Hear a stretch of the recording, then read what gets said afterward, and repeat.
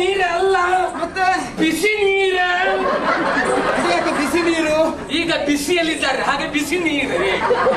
ಕ್ಷೀರಭಾಷಿಣಿ. ಕ್ಷೀರವಾಸಿನಿ. ಯಾವುದು? ಕ್ಷೀರವಾಸಿನಿ. ಕ್ಷೀರಭಾಷಿಣಿ. ಕ್ಷೀರವಾಸಿನಿ. ಮುದ್ದು ಮುದ್ದು ನೀರೇ. ನೀರ. ಬಾಗಿಲು ತೆರೆಯೇ. ತೆರೆಯೇ ತೆರೆಯೇ.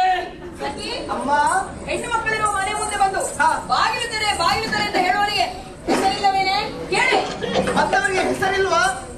ಹೆಸರು ಅಂದವರಿಗೆ ಹೆಸರಿಲ್ವಾ? ಮತ್ತೆ ಬಾಗಿಲು ತೆರೆ, ನಾನು ಬಂದಿದ್ದೆ, ಯಾರು ಬಂದಿದ್ದೇನೆ ಅಂತ.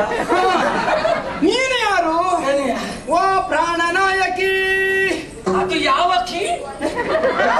ಯಾರ ಕೀ? ಪ್ರಾಣನಾಯಕಿ. ಪ್ರಾಣನಾಯಕಿ. ನನ್ನ ಹೃದಯ ಮಂದಿರದಲ್ಲಿ ಹೌದೌದು, ನಿನ್ನನ್ನೇ ಪ್ರತಿಷ್ಠಾಪಿಸಿ ಹೌದೌದು, ನಿತ್ಯ ಪೂಜಿಸ್ತಾ ಇರುವಂತ. ಹೌದೌದು ಹೌದು, ಪೂಜಿಸ್ತಾ ಇರುವವ ನಾನು. ಹೌದೌದು. ಆದ್ದರಿಂದಲೇ ನಿನ್ನ ಮೇಲೆ ಪ್ರೀತಿ ಹೆಚ್ಚು. ಪ್ರೀತಿ ಹೆಚ್ಚು.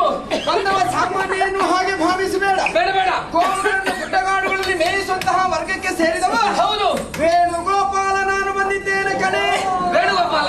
ಸಖಿ, ಏನಮ್ಮ? ಬಂದವನು ಗೋಪಾಲಕನಂತೆ. ಹೌದಂತೆ. ಇವನಿಗೆ ನಮ್ಮ ಮನೆ ಮುಂದೆ ಏನು ಕೆಲಸ? ಮತ್ತೆ? ಒಂದಷ್ಟು ಗೋವುಗಳನ್ನು ಗುಡ್ಡಕ್ಕೆ ಅಟ್ಟಿಕೊಂಡು ಕೊಳಲನ್ನು ಊದಿಕೊಂಡು ಓಡಿ ಓಡಿಗೆ ಸುತ್ತುವುದಕ್ಕೆ ಹೇಳು. ಕೊಳಲನ್ನು ಊದುತ್ತಾ ಒಂದಷ್ಟು ನಾವು ಸೇರಿಕೊಂಡು ಗುಡ್ಡಕ್ಕೆ ಹೋಗ್ಬೇಕಂತೆ. ಗಂಗೆ ಬಾರೆ ಗೌರಿ ಬಾರೆ, ತುಂಗಭದ್ರೆ ನೀನು ಬಾರೆ, ಕಾಮಧೇನು ನೀನು ಬಾರೆ. ಏನೂ ಪ್ರಯೋಜನ ಆಗಲಿಲ್ಲ. ಇದು ಪ್ರಯೋಜನ ಇಲ್ಲ. ನಾನು ಮಾಡಿದಂತಹ ಘನ ಕಾರ್ಯವನ್ನು ಹೇಳಿದ್ರೆ ಖಂಡಿತವಾಗಿ ತೆಗಿತಾಳೆ. ಯಾವುದು ಘನ ಕಾರ್ಯ ಅದು ಮಾಡಿದ್ದು? ಯಾವುದು?